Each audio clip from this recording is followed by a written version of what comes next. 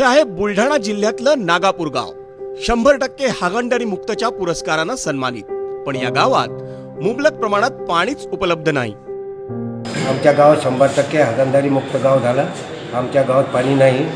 पाणी संडासमध्ये टाकण्यासाठीच नाही तर जो पुरस्कार आम्हाला मिळाला होता शासनातर्फे तो आज आम्ही इथं बुलढाणा जिल्हा परिषद कार्यालय इथं वापस परत करायसाठी आलेलो आहोत.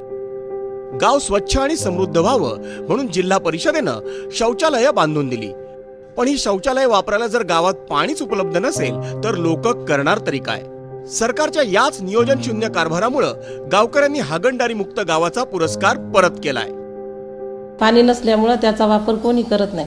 संडासचे बांधकाम झालेले 100% संडास झाले, त्यात पाणीच नाही टाकायले. योजना राबवताना केवळ 3,000चा निधी अपुरा पडल्यानं पाणी पुरवठा होऊ शकला नाही असं उपविभागीय पाणी पुरवठा अधिकाऱ्यांचं म्हणणं आहे.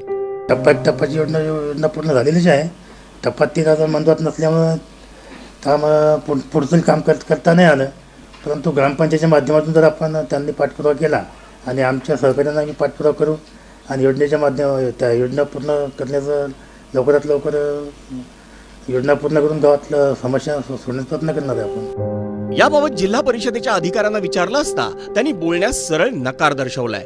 त्यामुळे जर प्रशासन गावामध्ये योजना आणू शकतं तर वेळोवेळी त्याचा पाठपुरावा का करत नाही असा प्रश्न उपस्थित होतो. संदीप शुक्ला, एबीपी माझा, बुलढाणा.